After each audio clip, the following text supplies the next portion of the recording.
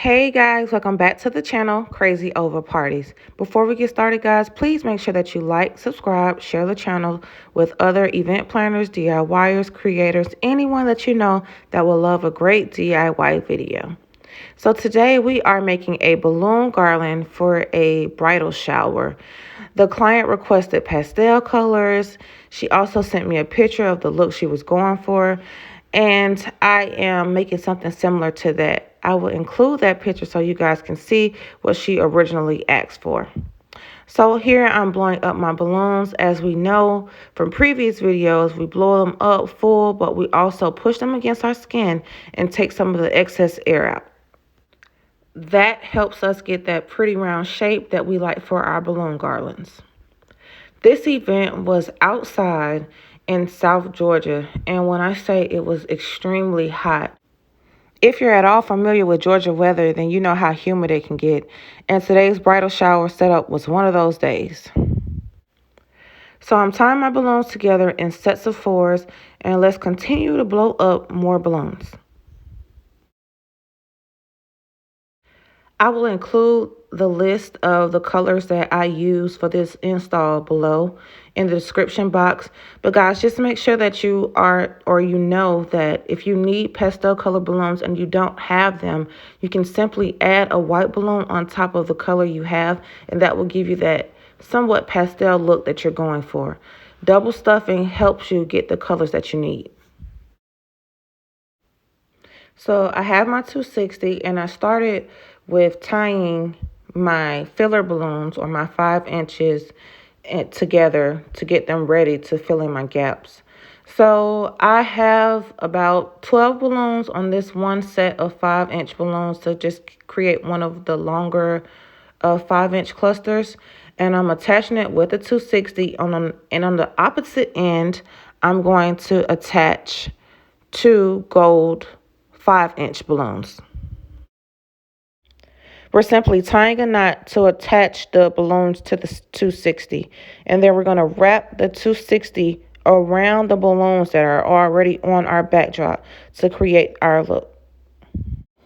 Here I am attaching my balloons, my set of quads, to each other by tying the necks together. You're simply going to pull an inside neck out of one of your balloons and attach it to another cluster's inside neck. This saves on material. I say it all the time, and I'm continue saying it. It saves on materials, and you don't have as many gaps when you do this technique. For this garland, I have 11 and 17-inch balloons tied in my quads. And that way I don't have to go back and add as many larger balloons because I already started with some.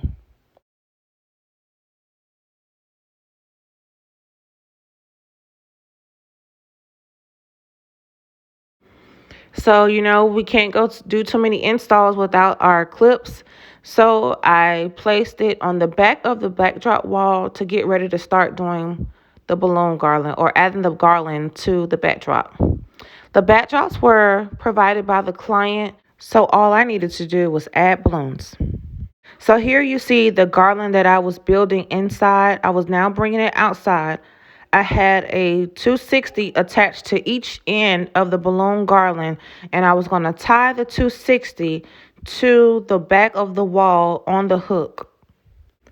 Pay attention to the garland and how you don't see as many holes in the garland as you would if I would have used a 260 or fishing line, because that's important. That's one of the reasons why I always tell you guys to tie the necks together.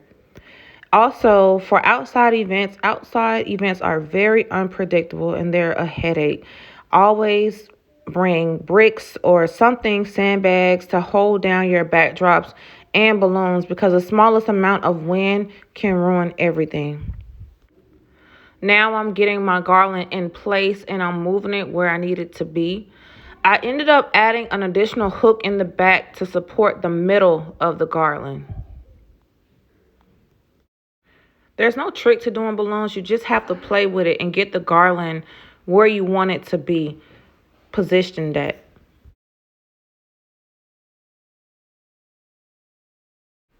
And now my balloons are falling over. And for that reason, I went back and I added an additional hook to the back of the wall to support the middle of the balloon garland so it wouldn't fall over again.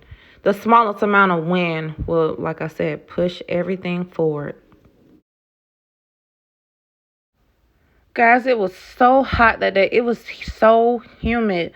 Like you can see the back of my shirt, but by the time I left this install, my hair was poofy and my shirt was completely drenched in sweat. Gotta love an outside event. Now that I have the garland attached to the wall properly and securely, I added the bottom of the garland to the wall. I'm going to be attaching this with the 260. I first was trying to get the position right because I wanted the 17-inch balloons to show towards the front and have the 11-inch balloons kind of push towards the back. So I am attaching the 260 here to the balloon garland from the coral one. And even if it raises in the air, that's fine. I can always go back and add a water bottle to hold it down, or hold a brick or tie a brick to it to hold it down so it won't fly up.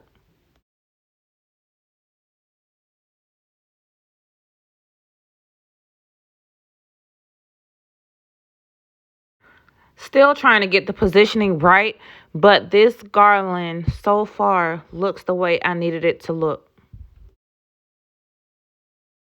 Now it's time to add the details.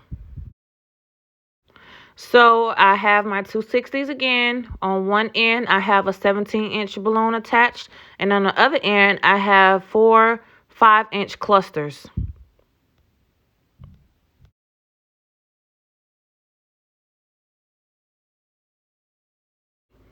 I grabbed my step ladder, and from there, I am continuing to add more balloons and add more detail to this garland.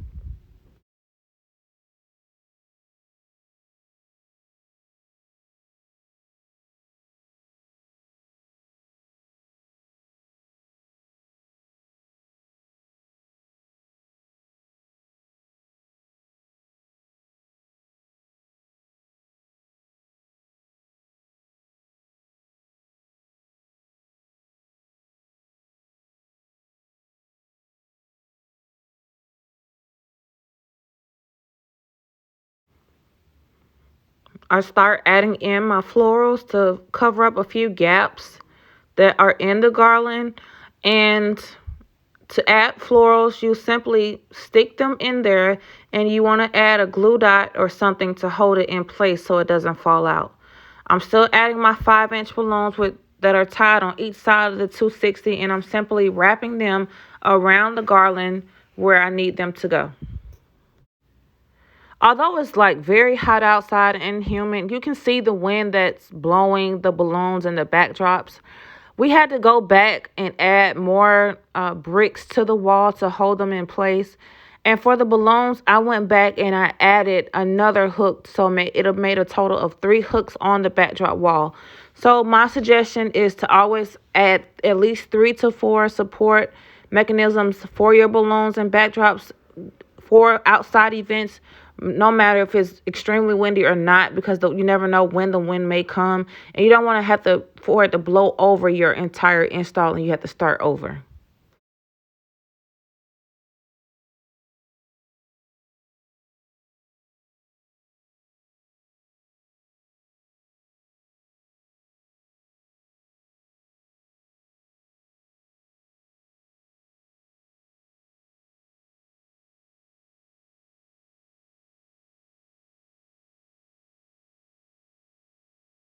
Still adding my detail clusters, and this garland was really taking its shape very well.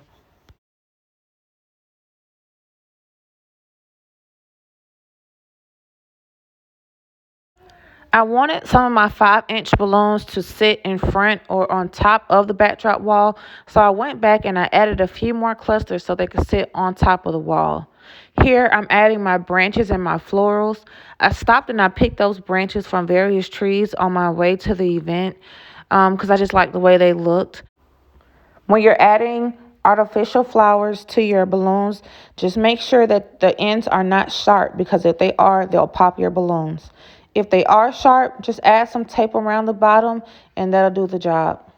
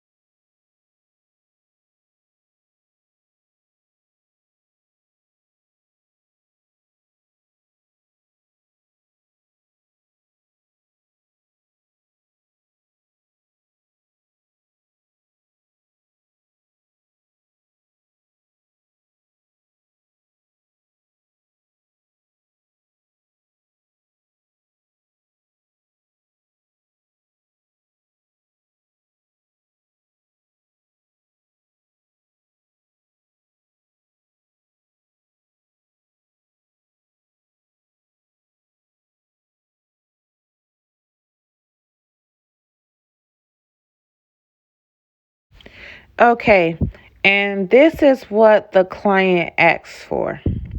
This was the picture she sent, the inspiration. She wanted to highlight pink and blue on this garland, and this was the end result of the garland that I gave her. Added the bride to be sign, and she was happy with the outcome. Guys, please just make sure that you like the video, subscribe to the channel, and share us with any friends or DIYers, creators that you know that would enjoy our videos. And until next time, thank you so much for watching. Take care.